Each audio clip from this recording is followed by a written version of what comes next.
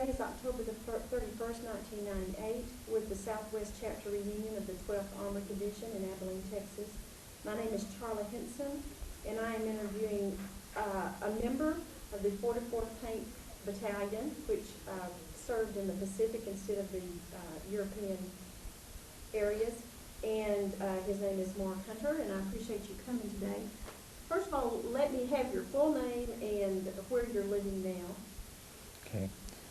I'm Mark G. Hunter, Hunter, and you'll notice that the cap I have on is the colors that we had back then, and I'll remove the cap so that you can see the head better. Okay. I currently live in Decatur, Alabama, and we've been living in Decatur since 1957.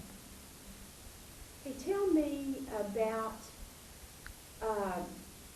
going into the 44th. First of all, let's get you into Barclay and kind of give us the journey through Barclay into the 44th and your journey away from the 12th Armored Division per se. Well, perhaps it'd be better if I would start with the basic training at Fort Knox. I went to Fort Knox when I enlisted in military service. Some would call it drafted, some would call it enlisted. It was a combination of both because by then everybody went in through the draft board. So I went into the Army in April 1943. And I was sent to Fort Knox and took the 17 weeks or whatever of basic training and advanced training.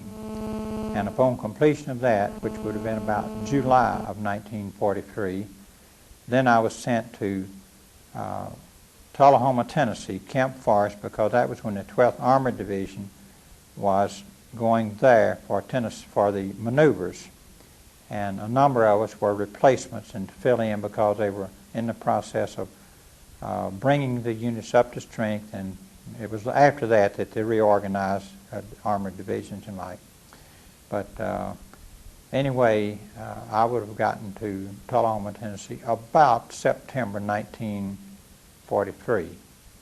And we were there for that maneuvers. And following maneuvers there, it would have been in November, if my memory serves me correctly, that we all went to Camp Barclay, Texas. And it was there, that it was during that time that they announced the streamlining or reducing the size of the armored divisions. But the 44th Tank Battalion had most of what was then the 44th Tank Battalion was the major portion of what had been the 44th Armored Regiment, both at Fort Campbell and during the maneuvers. So, but it's about November that 1943 when we all came to Camp Barclay, another 12th Armored Division, of which the 44th Tank Battalion was a portion. Okay. Let's get us to Barclay and then just tell us that. Okay. Just keep on going. Okay, so we've gotten now to Camp Barclay, and while we were at Camp Barclay, we did a good bit of training. We did, you might say, firing practice with the 75 millimeter cannons, and well, the 44th Tank Battalion was made up of, think of it this way, as 6 companies plus a medical detachment. You had a headquarters and headquarters company we think of as one company, a service company, and then what we call the line companies, A, B, C, and D. Of the line companies, A, B, and C had the Sherman tanks. I believe seemed like there was 17 tanks in each company. But D company was made up of the light tanks. And the medium tanks, you had 5 men in the crew, and in D company, which you had 4 men in the crew. And they had 37 millimeter cannons on them. So but during the time at Camp Barclay, and then we were sent to Camp Donana, El Paso, Fort Bliss area for some anti-aircraft training during the time we were here. And we were at Camp Barclay until about the 1st of March, 1944. And from there, that's where you might say, were cut out of moved out from under control of the 12th Armored Division. Either the official thing was that we either were no longer under control either Camp Barkley or when we got to, you might say, Portland, Oregon, which was really the Vancouver Barracks, which is over across the, you might say, the Washington there, but it was an old CC camp. So that's where we loaded the ship, which is a Dutch ship, and that's where we boarded ship to go to the Pacific. What was it like, did it make a difference to you men, or what was it like to realize, assuming you would be going to Europe and then you were going to end up going to the Pacific, you were, how old were you, 19, 20, 18, when you? I was in 1943, on August 14th, 1943, I hit my 20th birthday.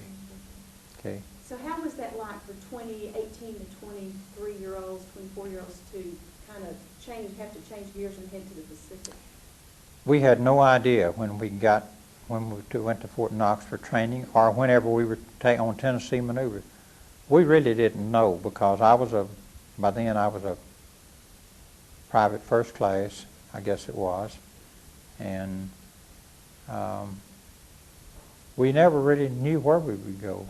I guess we just didn't know. We were not being told, and they wouldn't have known, because they didn't know where the need would be by the time we were trained and ready to go, because we were part of the pipeline. And it was it said in about the end of February. Most of the people were given a few days leave, and we didn't exactly know. And even whenever we went to shipped out of Camp Barkley to go out to, I think, of Portland, Oregon, because that's the place you can identify with. It's just right across the river, the Camp Washington or whatever. Vancouver Barracks is what the installation was. But we didn't know then that we would go to the Philippines, because, see, the fighting was still going on in New Guinea. And so that's where we boarded the ship, the Dutch ship, and the Côte Barreau. And that's how the name Wolf Call came about. Thing like a wolf pack type thing. So that was the starting of our journey by water. Now during World War II, we had, I figured up, took a time or two and looked, we were on the water about 90 days. We had more time on the water than a lot of Navy people. But from there, you want me to pick up there and then get us on over to? Okay, from there we went from there down, I believe it's San Pedro or Long Beach, around there somewhere, and took on supplies. And we didn't get off the ship. Maybe a few of the people did, but not the bulk. All roughly 750. Maybe there was an overstrength, maybe bring it up to about 800, because you were going to have some people get sick, some people that wouldn't have the mental competence to deal with the situation, and various and sundry things. So I read somewhere recently that we were overstrength by bringing it up to about 800. And that, as far as I know, we were the only military unit on that ship, but there may have been others. After all, what does a private know about that? By then I was a corporal, I guess. I had been promoted while I was in fact, at Camp Barkley, I'd been promoted to corporal. I remember when I got back from my leave, just a few days at home, I got back and some of the fellows told me, said, boy, it's a good thing you were not here while you gone, whenever they published that order, that I had been promoted to corporal, and there were a number of people around who had been in service longer, and they were PFCs and like, but whether or not, what the choice was, I did not make the choice. Others made the choice.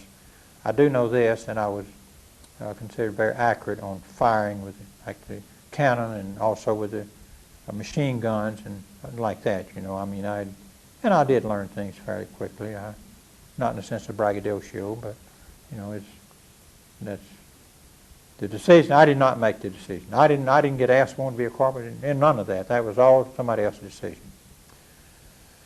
So anyway, we get out to California. They take on the supplies, and then we go on to New Guinea.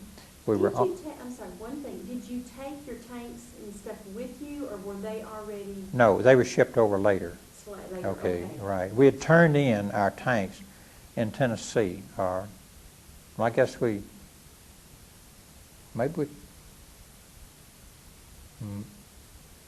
I forget really whether we turned in the tank, the 12th Army, whatever the 12th Army Division did on that, we were in the same group, you see.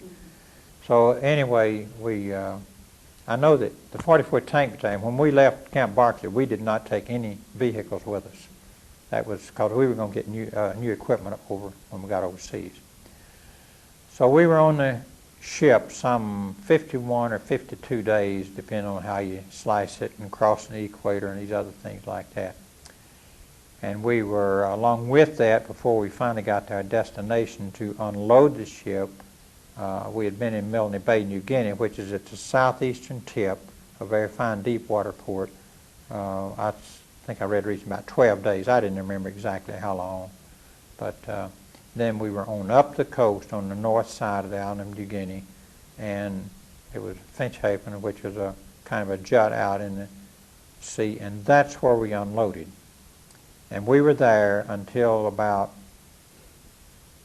I think it was about September, maybe the latter part of August or something. But while we were there, we got new equipment, new tanks and whatever else. And there were men that were picked to, that went over with that equipment. One of the people happened to be in A Company. There were others. We got replacements over there. There are people that, that are listed in the Tank Tracks book. And that's what basically I worked from, the people who are listed in that book. And that book, of course, the cutoff on it was about the time we went on to Japan for occupation. There were other people assigned in there that didn't get listed, but that's just the way it was. So now we're in Finschhafen, New Guinea, and then loaded there and went across to the Admiralty Islands. And that's where we began to link up with the 1st Cavalry Division. Except there were maybe both C Company and B Company. They had been, as soon as we got the equipment almost, C Company was shipped out to on up further northeast of Finschhafen, and they were in the battles right off. You find that written up in the book. And that's why you see a separate history of C Company, because they were away from the battalion so much of the time. They did not link up with us again until after Manila, after the Manila operation, in other words. And B Company linked up with us, they linked up with us on the way to Leyte Island for the initial landing. Was that part where y'all just kind of, were you doing more training or trying to acclimate to the weather? What Yes. was the purpose of all that? Okay, on the way over, they began to give us Atabrine, A-T-A-B-R-I-N-E. That was a little yellow pill, as I would recall, about the size of what you'd know as a coated enteric aspirin today. Maybe it was a little smaller. And it was basically a substitute for quinine. By taking it, you might have malaria, because malaria was very prevalent, but you would not feel the effects. You would not get the fever and chills. So we began to get acclimated to it on the way over, I guess it was. And then you had to take them maybe every day or something. I don't remember exactly how often. I know I brought some home with me, and unfortunately left them at one of the reunions and took care of that. But I don't remember ever having chills and fever, maybe one time overseas. I knew what malaria was because we had lived in Arkansas Delta back in about 1932. And so I knew what chills and fever were. Most people didn't know what malaria was. But it did serve very effectively, and our skin turned yellow, and like that, it showed the colors. So but we went to the Admiralty Islands, which 1st Cavalry had been involved in liberating, or you might say taking that from the Japanese, the two main islands, Manus and Las Negras. And we got there, and then while we were there, we had amphibious training, like you might say the getting ashore or getting off, going down the nets, or these ships, and you go down the nets with your field pack and your weapon and steel helmets, and like you'd go down on that big net, down into these smaller, what's called landing craft, like landing craft infantry, or they had other like landing craft, LCVs, landing craft vehicle, then they had LCTs, landing craft tank, different sizes, and where you'd do a beachhead and the vehicle go ashore, or if it was infantry, you go and you may wade water in ways. And so there, we were there for that little period of time, and then early October, and they put the flotilla together. Some say 600, some say 800 ships afloat. They say it was really more than made the landings in Europe, because they could just go across back and forth the channel. But this all had to be put together from down the South Pacific and bringing them in from everywhere so they'd merge there and come together. So that's it. And then we did land on Leyte Island on October 20th, 1944. That is extremely well documented, and we all remember it quite well. Explain, see if you can put yourself back into that landing and tell us the picture of that, of your landing. Well, I remember the day of the landing, and again, it was never quite certain exactly where we would go to, because, see, we were not being told a lot of this. After all, at that point, I was a corporal, and at that point, I had been a gunner in a tank, but I had been reassigned. In fact, for a while, I was a company clerk. A company clerk, again, I was so ignorant back then that I didn't realize the importance. I knew the service records were important, but I didn't realize what a good job I had. I should have been satisfied with it, because I wanted to get back in the tank, or I wanted to get in there with the fighting. But I learned a lot of the servicemen's numbers, the serial numbers. I mean, a fella come in and want to enter something, you know, your number's 34629828, or what? Oh, where do you learn that, Mark? Well, you just work with them. And so anyway, so by the time we made the landing, I was not assigned to a tank crew. I was like the liaison sergeant. I was an assistant to the first sergeant. And so that's where it was, and, you know, grew up through there. But I did have a fairly good map, which I'd put either cellophane or something over to keep it. The moisture is so humid there. And I could figure pretty well that I thought that's where it was going. All indications we would land in the Philippines. And then it became more indications at which island there. And very few of the people even had as much as a map. Whether it's one I carried with me or whatever, but, you know, at least the fellows would come and they'd look for what I had there. And so that's how we ended getting up to there. The day that we landed, you want me to go from there? The day we landed on October 20th, we were on I was on what you call like a APT or something. It was a Navy ship, and it was the one you'd go down the nets on to get down into the landing craft. And it was, they got us up real early, and we had whatever the traditional Navy beans and whatever for breakfast, and I guess that's provided enough gas. We got ashore and had to swim on in. We had some propulsion or something. Anyway, the Navy is so hung up on those Navy beans. But anyway, it must have been about,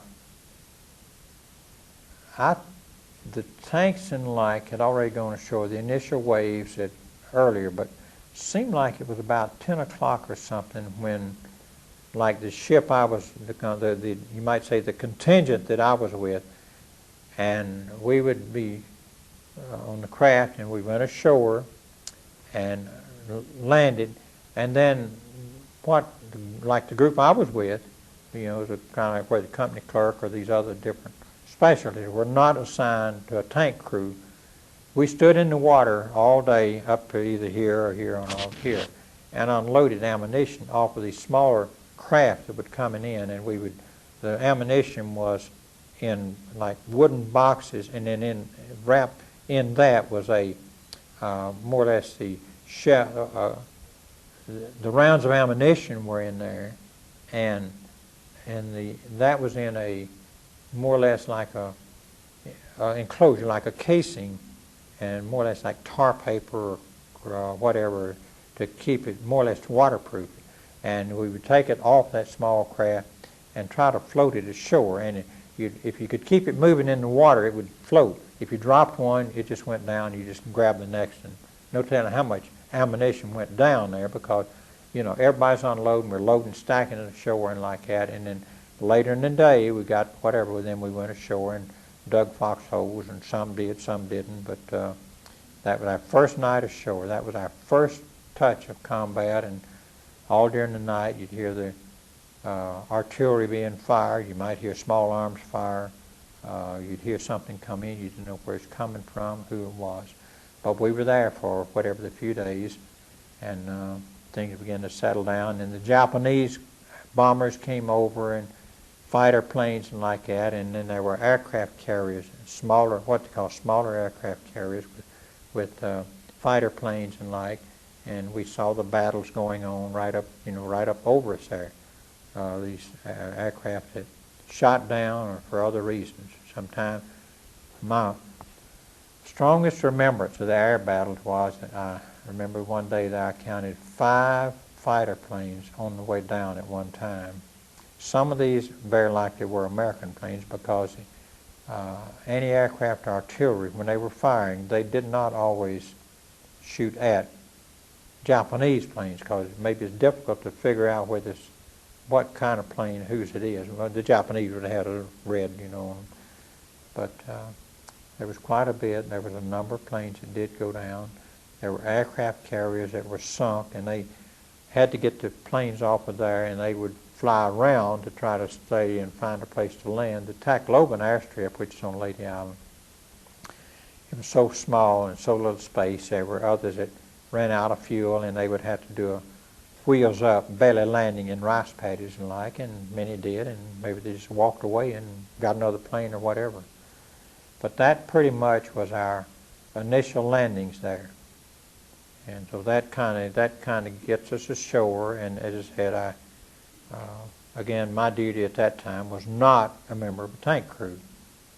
And for this interview here today, it would be more exciting for your history if someone like Don Mercier or George Fisher or John Hinkey or some of those who were in the tanks maybe, but that's not the circumstance. That's not the way it happened. Okay. What was it like to be on those beaches and the noise and the chaos? Was that a hit to your nerves, or do you feel like you were trained well enough that, okay, we're here, this is what it's like? Or was it a real hit towards the nervous system? Well, let's put it this way. You were there, what could you do? And if you had, like, by then, my recollection would be that, you know, the first day is when we unloaded the ammunition. Maybe the next day, or maybe to stack it, or maybe to move it, get a little better, or whatever. I cannot remember all the details there. I do remember that in a few days that the tanks had gone on in, and they had gone like on further inland and over toward where you might say the Japanese apparently pretty much pulled back from the beachhead, because I remember the day that we landed, earlier that day, that they had really bombarded, saturated that beachhead area. I mean, the rockets, true to the rockets' red glare, and naval ships with the shells and all. I mean, it was, I don't know, it seemed like somebody said 15 minutes of bombardment. It just, you know, we could see and hear from where we were. We had not gotten ashore, but to look out and see that, it was just mass devastation, shall we say. So it was it's just an experience I've never forgotten. Did they bring casualties and stuff back to y'all? Not to where I was. The casualties would have been carried to the medics. Okay. We did have a medical detachment with us, and the casualties were really very, very light in the initial landing. It was late when they got on in, really going to the west on Leyte Island, that where the casualties, where they began to hit the lines of resistance there of the Japanese military people. What would y'all call it? Your back echelon? What would you call it? Rear echelon? The rear echelon. Yes, okay. So basically, how did you guard yourselves?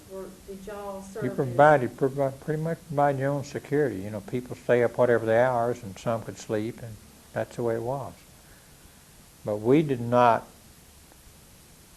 to my knowledge, in the time we was around the beachhead, that we did not see any live Japanese military, to my recollection. Now, there might have been some, and they might have been just over 10 feet away or something like that. But that was that. And there were Japanese bombers that came over, too. And they would get intelligence reports at, like, at the Betty bombers, they were called Betty bombers.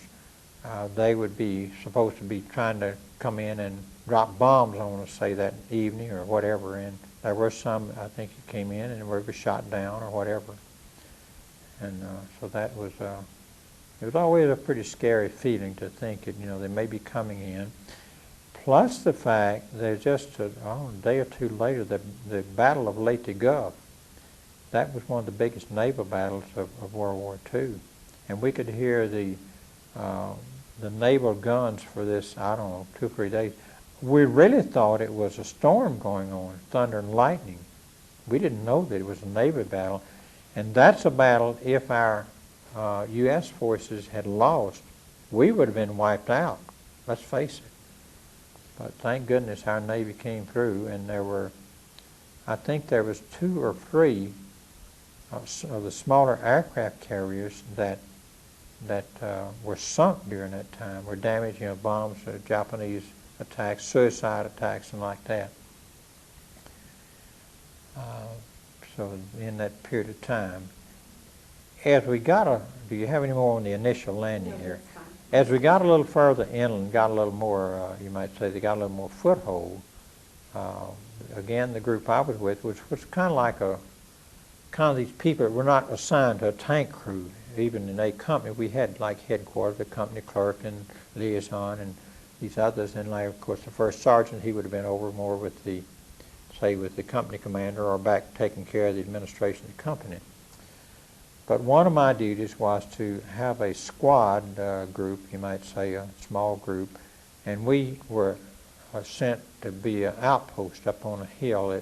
The hill was overlooking Leyte Gulf, and we could see out during the daytime. We could see quite well. We could see the ships out in the harbor there, and you know, we could see what went on. And Japanese suicide type would come in and land. They would just fly right into the ship and crash their plane. And again, one day I saw 3 different planes coming in, and each of them crashed into a ship that was out in the harbor there. I mean, just, you know, it's just that way. We had a very good view. We just right up on the, I guess, the highest hill around it. Pretty high hills, you know, and we had to walk down to get our water and back up and like that. By then we were beginning to interact with the Filipino people, and they did help us some. They were good about helping the first few days, but pretty soon we wasn't paying them, and it was work, and they were not as strong as the Americans, and so they began to complain about carrying the water up, made them tired, and this, that, and the other. Basically, we did it ourselves. They were not, you know. But that was it, and then, see, we're talking from really, we had landed on the 20th of October, and so there was other places that we were assigned as we moved on inland. Some of the, you might say, the frontline elements had moved on over toward the western side of the island, and in some places they had, I think some places they actually had to put them on the smaller craft and float across, say like there'd be a bay kind of thing, and they had to get over to the land again because, you know, there was not the roads, or the road would have been there other times, or maybe when the tide is out, or this kind of thing. But I was not up in that particular area. I just know from listening to people about it. But the action on Leyte Island was pretty well over with a little bit before Christmas time, and that's when they came back toward the area where we landed, not right at it, but back in that general area. And that's where we had like, it may have been as early as Thanksgiving. I can't remember all the details on that. But I know that the Army was always very good about trying to have like turkey for like Thanksgiving and Christmas and like. I know we were there during Christmas time in that particular location, and it was just right after Christmas that we went to the shoreline, and loaded on ships that would carry us to get to Luzon Island. And I remember that one of the officers, more or less, he jumped ship at the last day of December or whatever it was. So we never saw him again over there. He, after we got back, after the war was over and all, there were people who was in touch with him, but he was not considered among the brave leaders of our organization. Tell me what exactly jump ship means. That means that he just wasn't there whenever the ship, he wasn't there to do duty. He's like what really amounted to being absent without leave or whatever. In other words, when we went from Leyte Island to Luzon, now I'm speaking only for a company, we would have had like a platoon leader for each platoon, in other words, a lieutenant for each. In other words, you had the company commander. Now, our company commander, his tank, as he was in with the troops, his name was Julian P. Van Winkle, Jr. His father owned you might say, the old Granddad Distilleries in Louisville, Kentucky. Well, he had been shot. He had an M1 rifle. He was very gung-ho on being right up with the front, and he was out of the tank, and he got a bullet and it went through his ear, I don't know, close to his kidney or something. So he was out of the way on medical, you might say, disability until, I guess, about the time we got on into Manila, which was would have been about the end of January, well, February right there at the first. So I think he, either on the way he joined us there after we got to Luzon, but another man, the man took over from him then, he was a lieutenant, and he was considered a highly respected officer, but he was killed in the action on Leyte Island. What was his name? Ryan Hartz. He was highly respected. He had been a member of you might say, the battalion staff. And then he had been assigned to the 2nd platoon as the leader of the 2nd platoon. Now we're talking A company. Because that platoon leader had left us back in New Guinea, I guess it was, supposedly with a chipped ankle bone. His name was Lieutenant Parks. And so Lieutenant Reinhardt, when Captain Jan Van Winkle was injured, then Lieutenant Reinhardt took over, and he was killed on Leyte Island over on the western side. And then another man took over. He was the motor officer, I believe he was. Maybe he was one of their platoon. Anyway, be as it may, he was not considered a very successful leader at that point in time. So be as it may, when we left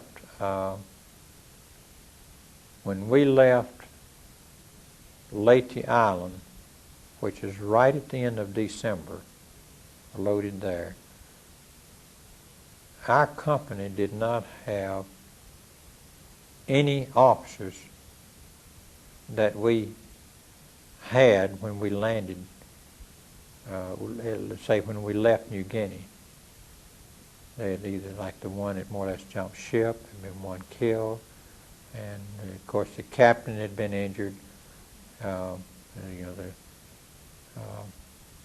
so really it amounted to the platoon leaders, the sergeants who were like staff sergeant, I guess we'd call staff sergeant then, because the buck sergeant would be like a commander of a tank. And so they were these staff sergeant for you had a staff sergeant for each platoon. That's like for the 5 tanks and their crews. So the staff sergeants literally were the acting officers for, say, each platoon. Each platoon had, was authorized like a lieutenant. So that's pretty much the way that was there. So, when y'all left Lacey, had there been a lot of casualties, or it just happened that the captains and stuff had been killed? Well, we had several casualties. There were some who were killed on Leyte Island, but not that many. The really heavy stuff was up, right there in Manila. But So y'all went from Leyte to Luzon. okay. And Luzon, that's where, the picture I showed you there, we landed at Lingayen Gulf, which is on the western side of the island, well about 100 miles up from Manila, thereabouts, maybe a wee bit more. And so and we got there, I'm thinking it was around the 11th of January, something like that. C Company, the picture I showed you, I think it was the night that they had landed there, and they were again, that's really the first time we'd seen them, been in contact or anything, since they had left us way back in, it probably was June of 1944, because they got the equipment, whether June or July, and they were on up to like Biak Island off the coast of New Guinea. There were other islands up through there, Halmahera and all that. They were really what I would refer to as mobile pillboxes, being tanks, and they had a lot of steel between them and those, you might say, the Japanese rifle. Now, the Japanese had 37 millimeter cannon and like that, and maybe there were some others that could penetrate if they hit them in the softer, thinner metal spots, but they were a fairly good protective shield, in other words, for the people who were assigned to those crews. So Japan did not have anything comparable to those American tanks? They were not considered near the quality, and that's quite well brought out in the book I showed you that the Japanese themselves did. There was somewhat an appraisal of the American equipment versus the Japanese that the Japanese themselves did. They recognized that the equipment was better quality equipment.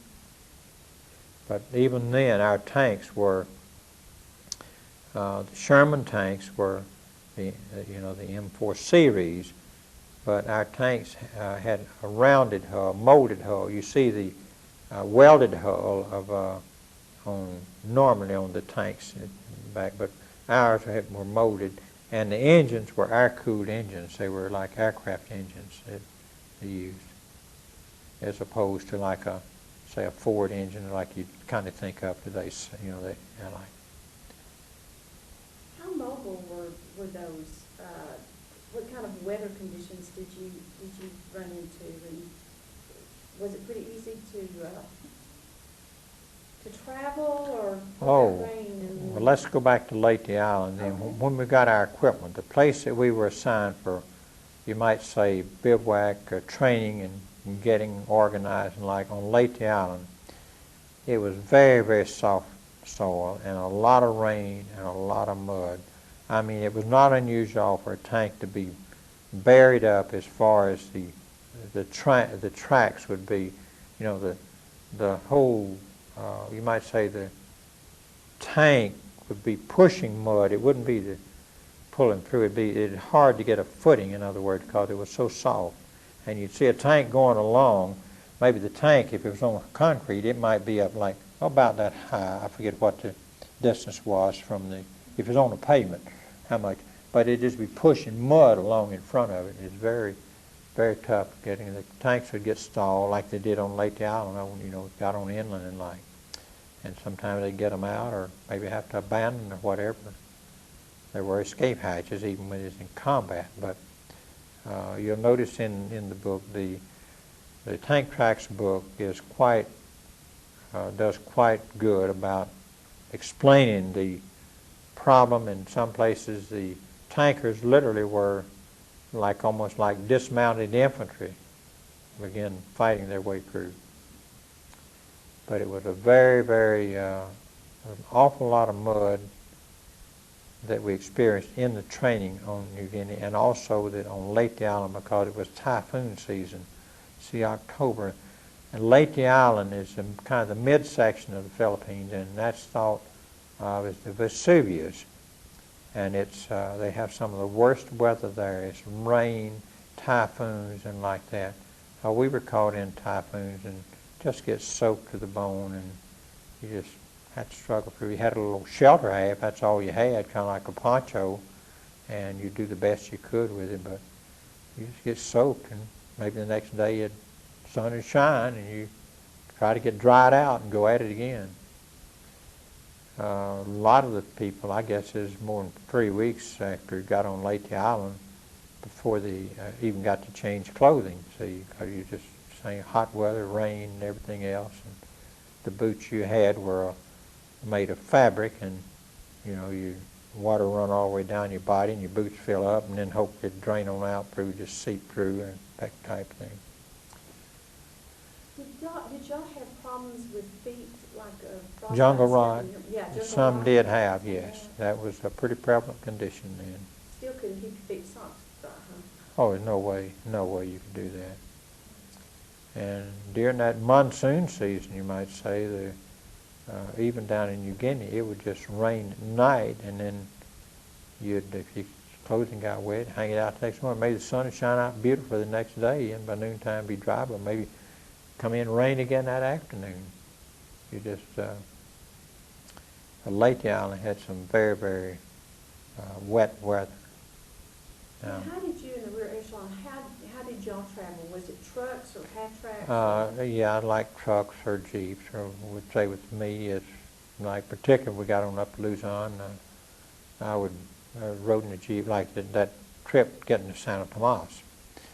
That trip, I was in the jeep with the first sergeant, and the driver then, the captain's driver was the one driving, because that basically was the jeep that, you know, that was his assignment. Yeah. See, when we got to Luzon, we had better roads. There was, there were some paved roads getting from Lingayen Gulf down to Manila, and we made quite good time with it. And there was. Tell me about that. How long it took? I think that was pretty fast length of time. And something like 100 miles in 66 hours. And that was the case of fighting our way as we went along.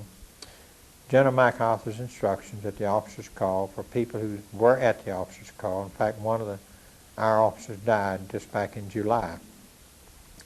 He spoke of this once at one of our meetings, and he said that he was at the officer's call, and where General MacArthur instructed these officers, and see, they'd have, like the way I understand the officer's call was in, that say the officers in 1st Cavalry Division and 44th Tank Battalion, and officers that were assigned to work on that mission, see, they would there, and say General MacArthur spoke to them and said what to do, Go to Manila,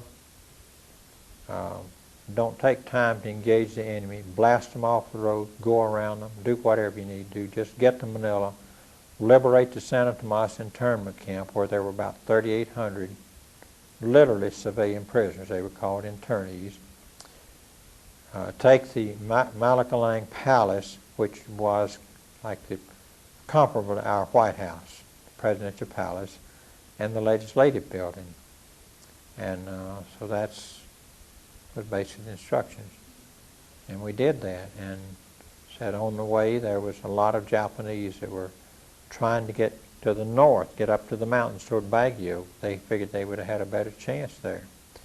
And there were a number of them that they would be met by whatever, whether it's our tanks or whether it was somebody else's equipment that was in the area, blasted them off the road. I saw numerous Japanese trucks that had been blasted, shot up, and they wrecked along the road, and they were still burning. There was dead Japanese scattered all along there, and so forth. And one place I remember we passed through was a place called Cabanatuan, and that was a prisoner of war camp. There was seemed like it was around 400 or 500 prisoners of war there. But the Rangers went in early one morning and liberated them, and they killed the Japanese guards around. It was quite a slick operation, and only one person, I think, was killed. Maybe one or two were injured. But according to the report, there was, I think he was a doctor probably, but they were all told to lie down, and this guy stood up or raised up or something, and he was killed. But I remember that we went by that camp on one afternoon on the way into Manila. It was a sunny day, and we saw the camp, and it said, well, the Rangers came in and freed the prisoners that morning. Just apparently it was like almost at daybreak or something, very early in the morning there. And they were all gone back. They just. I think all of the prisoners, POWs, I believe they had already been moved by then. That's my recollection. But there were places along the way where we would encounter Japanese activity. I can remember well one morning that we were having breakfast, and this Filipino fella came up and came running over to where we were trying to fix breakfast with scrambling eggs in our mesket, over the fire there, and said there's some Japanese out there. And I remember that Sergeant Frederick, 3rd Platoon, he and one or two of his tanks, his tank plus one or two others, they went out there where this shack was and said that's where they were, and they shot it up pretty badly. And as far as I know, I don't remember if they took a prisoner on that deal. I know they came back in a little while. It's just like kind of taking a break while you're having breakfast, and came rolling back in, and there was the Japanese machine gun sitting up on the back of the tank where they had gone for that activity. But, these people might show up anywhere. And it was on that trip that our lieutenant colonel, our battalion commander, was killed on that, that trip to Manila. And what was his name in Timor? Colonel Ross, R-O-S-S. And did you know him? Oh, yes. What was he like? What kind of man? Well, I never knew him personally. I just knew him as an officer, and he after all, I didn't hobnob around. After all, corporals didn't hobnob around with lieutenant colonels. You mainly hobnob with either privates and corporals, or maybe some interaction with technical, which is about the same pay-wise, or the people in your immediate assignment, platoon, basically. I'm going to stop us for a second. I want to know, I know you kept records, and what type of your records did you do, and were you in charge of finding out who the casualties were, who was wounded, and what exactly was your kind of job description? Well, a company clerk would be that, say that you'd make out a strength report each day, and if there was action, you'd write, it was a little book about that long and about that wide, and had a rather good, I guess you'd say kind of a light canvas back or something, that, the pages, and you'd write in there that say what the unit, and if there was action and so forth, or so many Japanese killed at whatever the location, or enemy, and contact with the enemy, and injured or killed, or whoever went on sick leave because if he's injured, or whatever. So that's the kind of record. And those are the records that would be in St. Louis even now if they didn't get burned in the big fire years ago. And in spite of what we were told, that I understand that most of those records are probably still there. Yeah, see, the record would be sent into that central repository. How did you keep those things dry and stuff? It wasn't easy. I wouldn't know about that. You try to wrap maybe some plastic or whatever around that you had, or maybe a piece of canvas or whatever. And they had a way I used to keep my personal things, like I would use an ammunition box. In other words, like for 30 caliber ammunition, see, the box would be about that high and about that wide. The length of the width was the length of a bullet, see, a 30 caliber. And say, I forget even how many rounds would have been in one of those. But then whenever you emptied it. Well, they were going to be thrown away for the time being. I just used one to carry my little, like a little bit of stationery or little personal items and like that, that not my toiletries. That'd be in a kind of like a different little bag thing. But and that was a fairly dry place. It didn't get too much moisture if you were careful to keep it closed and sealed. You see. Okay, let's go to Manila. Let's get down to Manila unless there's something you need to tell me between. No, that's Okay. okay. Let's get to Manila. Okay. About what your experiences were there, what you saw. Well, for Manila, again, the B Company was the unit that got into Manila and to the Santo Tomas internment camp first. And it was the tank battalion basic and the information which I provided. The part of A Company that I was with got there the next day is the best of my recollection.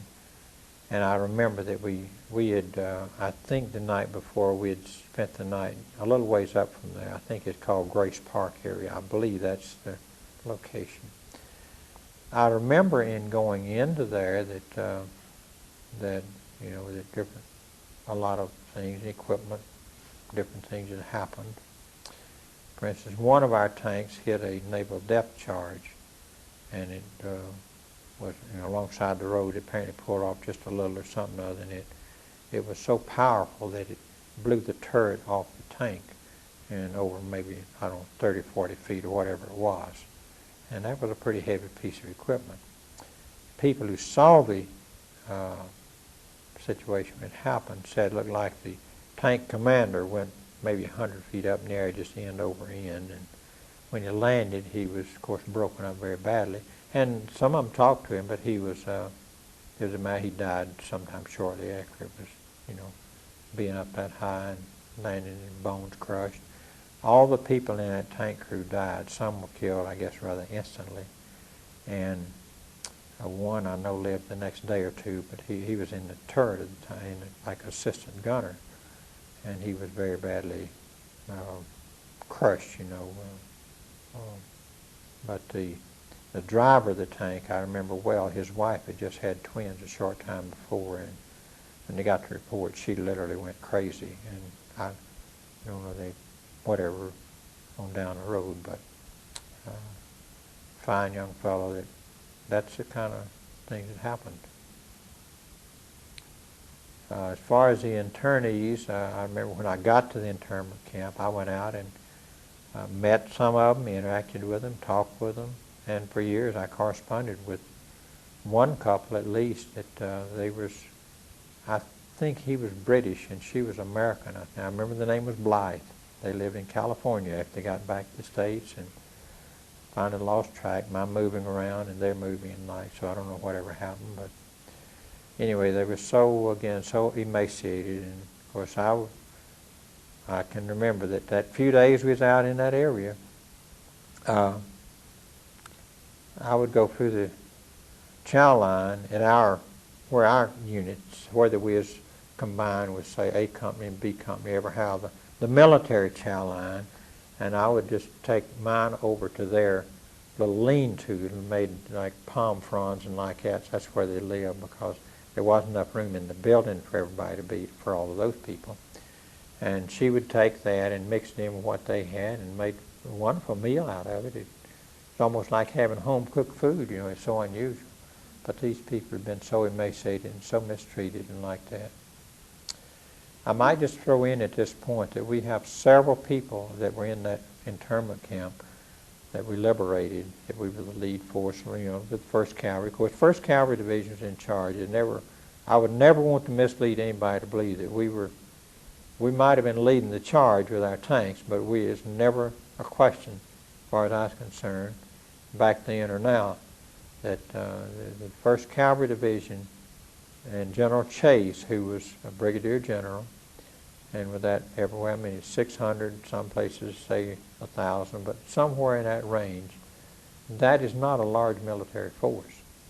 And to go through that Japanese-infested territory and like that, and to make it in the time we did, but It was an operation. It was very successful. Now, it was after we got to Manila where the heavy fighting.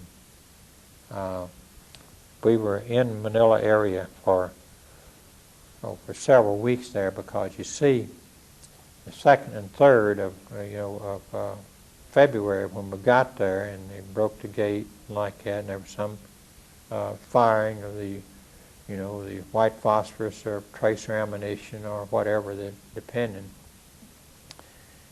But it was after we got there, then it was a case of there was a truce called for to get the truce. What the truce amounted to was that the Japanese military was fixing to kill the internees, and there was a truce that allowed them to negotiate with the Japanese. And the way that finally was resolved was that they told the Japanese military that we would give you safe passage out to your lines, where their lines are, where the line of contact between the enemy. We'll give you safe passage out to there.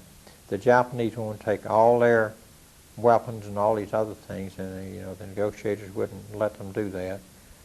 Those were 1st Cavalry Division, like a colonel who was mainly doing the negotiation, and they had interpreters. Of course, the internees, there was people there who understood Japanese and like. In fact, there was one British man who they all thought was too friendly with the Japanese. It really turned out he was a British spy, and he was the guy who would sit around hobnob with these Japanese, the commandant's office and like that, but he could read Japanese, and he would see what these orders, these papers were, and what was to happen next, and this kind of thing. And he was a very valuable person when it came to the negotiating about the language and so forth and like that. And that's the way they did give them safe passage. And that's part of what that yellow book that I showed you earlier is about, and people who were in on those type things. And different stories about what happened to all the 65 or so, and some of them they did find remnants of their clothing on up as far as Baguio. It's a very interesting book. Different people, even in 1995 time frame, gave their version of what they recalled, and some of it was not quite the way things were based on what other people said. But the mix of troops they had, it did turn out to be a successful operation. And in fact, the Navy lieutenant that was with that column, he was assigned as a bomb disposal officer, and he again was traveling with Army troops, and he was the one who disarmed the fuses at bridges at 2 different instances there, and so that the bridge didn't get blown at that time. Later the bridge was blown because they didn't leave people to secure it, but would have saved the column considerable time by doing that, because of rather not maybe a wide river, but deep enough and so forth that you would have had trouble fording it. And we would have gotten there across somewhere or the other, but that saved considerable time. And on down, and said with a Distinguished Service Cross, he was awarded for his heroic feats. And in fact, that man, I located him last year, and he was with us in Nashville just recently. 80 years old, and What is his name? Pat Sutton, James Patrick Sutton. He lives in Baroda, Michigan. He was very, very glad to have been located. He'd never attended a military unit reunion, the people he served with, and he was so happy to have been with us, and I gave him a cap indicative of our insignia and like, and he brought the old cap that the cavalry had given him, just a kind of a soft cap, kind of like a baseball cap, and they had put a 1st Cavalry Division shoulder patch on the back of that cap. He had it with him at that reunion in Nashville, and I told him after 54 years I thought that he was entitled to a 44th Tank Battalion cap that again was blue, not yellow like mine, but because see, the blue, that yellow was for armor. If it had been blue, it was for infantry, but the blue was wasn't quite as dark as the navy blue that the Navy had. But you might say, assured him that here's one that's representative of closer to the Navy color, in other words. We had kind of a good sporting thing over it. What would be, as you've heard the men talk, sewer tankers or whatever, What? as you have listened to Yeah. your friends who were in the tankers and Yeah, everything, okay. tanks, what would a day look like for them? What was, or I don't guess there was an average day, but what did they face every day? Every day would have been different when you're in combat. It really would. And in fact, let me say here that did you anybody do a interview with the fellow Don Mercier? That name? I've heard the name, but I don't know if we've done it. I was thinking that he did, that they did interview with him. Dr. Williams might have done it because I know he's. If he did, it's well documented, but I would like to say this in behalf of C Company, which was not with us on that flying column. They were back up further toward Lingayen Gulf and in that area, and they were engaged in probably, well, so far as we know, maybe the biggest tank battle, certainly the biggest tank battle during nighttime hours. They knocked out, I think it's 9 tanks, and I don't know whether it's 200, 250, whatever, Japanese there during that time, because these Japanese tanks were kind of back up a road, and it was kind of a defilade. I mean, the road was lower than the embankments on the side, so you kind of a cut through. And this particular night, I remember hearing from back then that when after the battle, that they heard people saying, back up, Joe, come forward, Joe, and this kind of thing. And so as they began to hear that, C Company really thought it might be American troops, but then whenever they began to hear them come down the road, and they're bivouacked right there alongside, and when they began to come by there, they recognized that these were Japanese tanks. And so suddenly, the tanks had some searchlight kind of things on them, and they turned on the lights, and they saw it was Japanese, and now they're kind of, some of them have gotten just a little bit past there, but they're still in that narrow road thing, you see. There's banks on each side, and so they cut loose with the firing, and that's where they knocked those out, just like shooting fish in a rain barrel. And that's well documented too. There's and their book, the book that I've left you about C Company, is much more descriptive, but although the incident is mentioned in the Tank Tracks book. So you could say that the 44th Tank Battalion, there are 2 books of the history of the 44th. One is the whole unit that picks up with pretty much you might say, the Pacific, the Philippines, the combat part, really starting from New Guinea. But the main focus is on the Philippines. But since C Company was away from us so much, they wrote their own history, which is more detailed, but their history is covered in the book of the battalion. And in that it has the names and addresses of the people that they had on the roster back at that time, you see.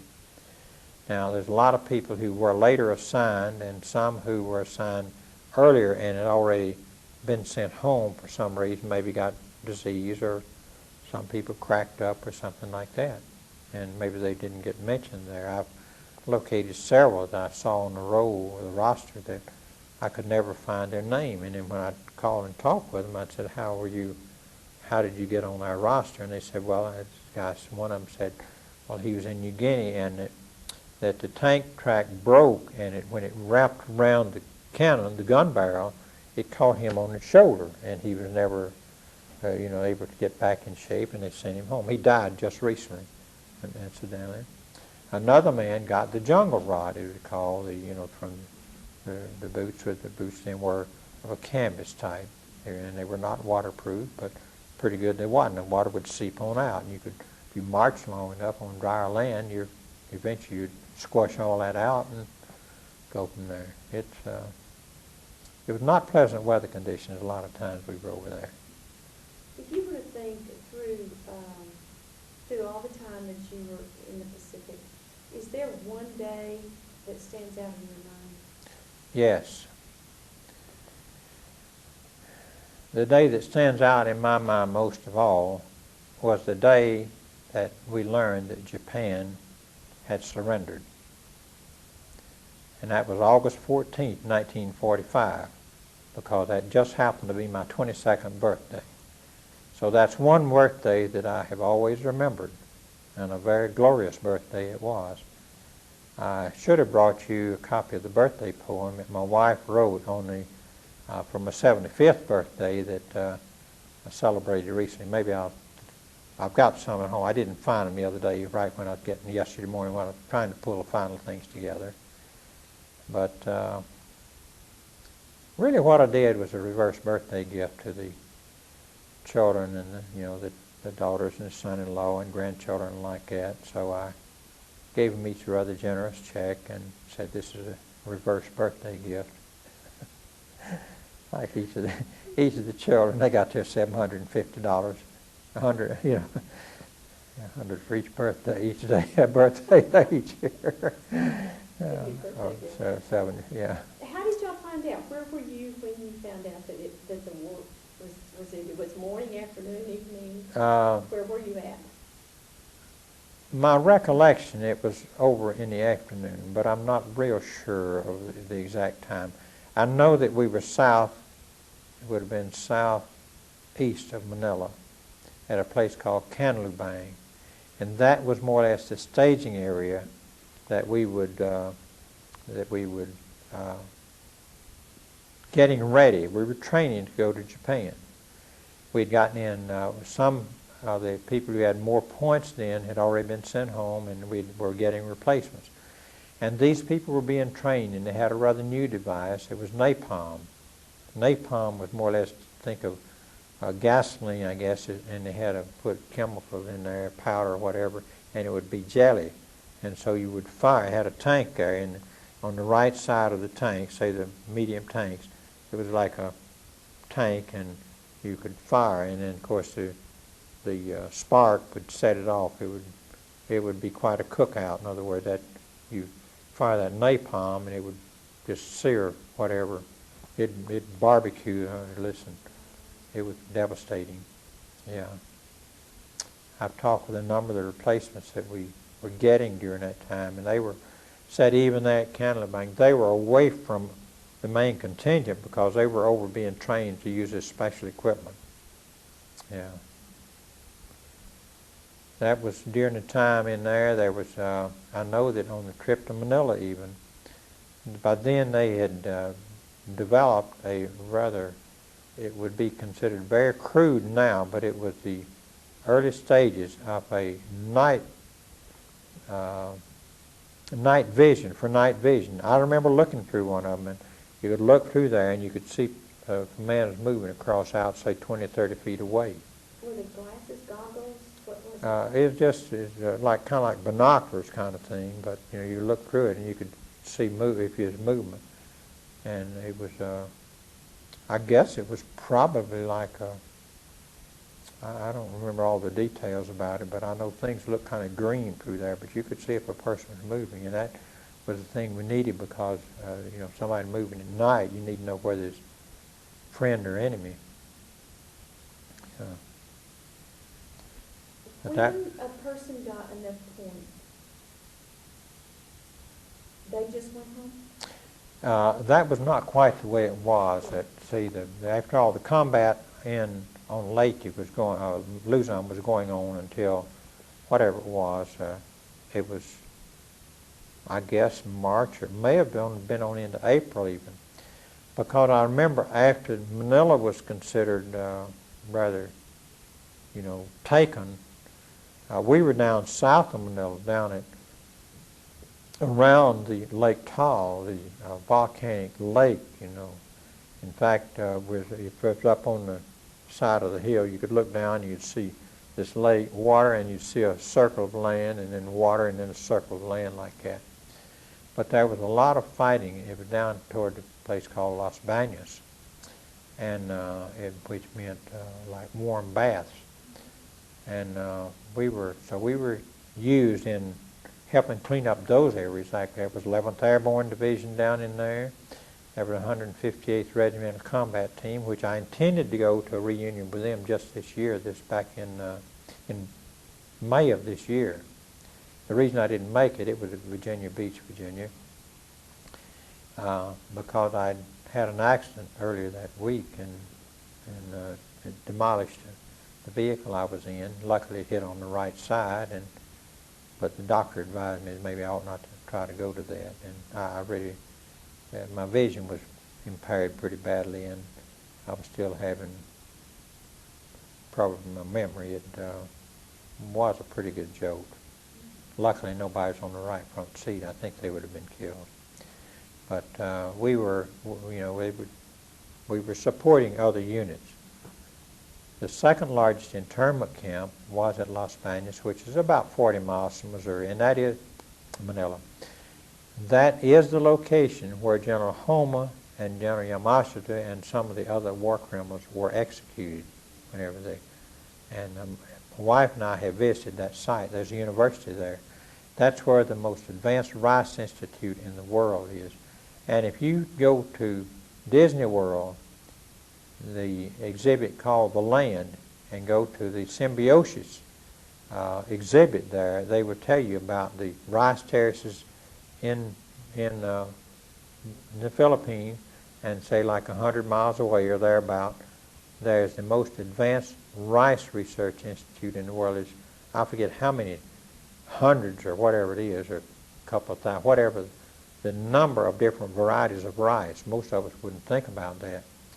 But my wife and I have been to that location. We have Filipino friends, and the friend of the Filipino friend, the woman, the PhD who taught guidance counselor at the University of Manila, University of Philippines, Manila there, her friend was the wife of the president of that university.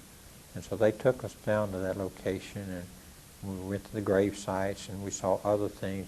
The Marcoses used to go there. That was one of their favorite places, and we had lunch that day at the Marcoses' favorite restaurant. And they were just, but that was we went to where that internment camp was, and it was about 2,100 internees at that location, but we were not involved in that operation. 11th Airborne Division did that, and other troops, and they landed one morning about the time that the Japanese soldiers were having their exercise, their security people, and they landed, and they wiped out a good many of them pretty soon. Some of them did escape, but they had those people, that 2,100 people, out of that camp in a matter of a couple of hours, and got them on amphibious tanks type like thing, and they moved them out very, very rapidly. But that was quite an operation. The thing that's unique about that is that occurred on the same day that the flag went up on Iwo Jima. But that incident, which liberated about 2,100 Americans and other Allied nationals, did not get published until a few days later, because Iwo Jima was such an important event. And see, there's a lot of things that way that didn't get brought out at the time. I talked with the man who was one of the key players in that operation. He was a captain at the time. He lives over in right near Charleston, South Carolina, and his name was Flanagan. He was a captain then, but he went on and did a military career, and he retired as a, I think, 3-star general. I talked with him, several months ago, and but he was. They had some really bright officers and other people who planned those operations. We'll be going this next February to San Diego, if it's okay for me to get off beat here a little bit. We'll be going to a reunion of those former internees, not only the ones in Manila, but other people who were interned over in that area and their family members. And liberators are welcome to be there. I've already made my reservation and flights and all set up. And we will be, shall we say, duly appreciated, to put it mildly. Most people who were in that camp even did not realize that the 44th Tank Battalion was a separate entity, and we were just attached to the 1st Cavalry Division. But I explained that to them. I started really getting explained to them back in 1990, because they had a reunion in Las Vegas, and I went out, and one other person from the 44th Tank Battalion was there. He lives in Soap Lake, Washington now, and he's in bad health. The cigarettes did him in. He's on oxygen all the time. But he and I were the only two people from the 44th Tank Battalion that had ever attended one of their reunions, so we were told. And when I saw what was going on, I asked the moderator or coordinator of that event. They were like an informal get-together. And I asked her to let me speak to the group about 5 to 7 minutes, because I had already figured out ahead of time that they didn't know, because I'd been visiting with these people the day before, the key people. And so I explained to them basically how things worked along that line. And we were duly welcomed. But then when we went, then they had the next one in 1995, which was the 50th anniversary. And there were different units there, like the 1st Cavalry Division, 11th Airborne, 44th Tank Battalion. We had 9 people there who were in on that operation of Santa Tomas. We had every unit represented, each company plus the medical detachment. The medical detachment was a man named Alex Okema. He was a Kickapoo Indian, and but every unit represented. But there on the butcher paper chart in the, you might say, the registration room, somebody wrote up there on a big, like almost big as that picture, "Thank God for battling basic." That's what they remember.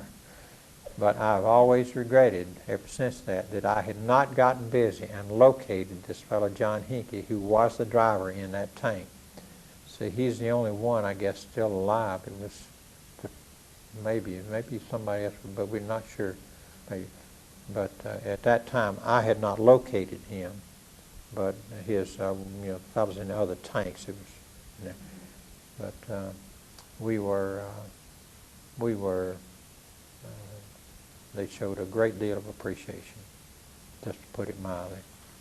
Well, I've got another interview. Well, I've probably talked too much, and maybe I've digressed too many on some things, but again, I was not in that. There are people that could give you much more depth in what you're looking for, but we just don't have them here. Yeah.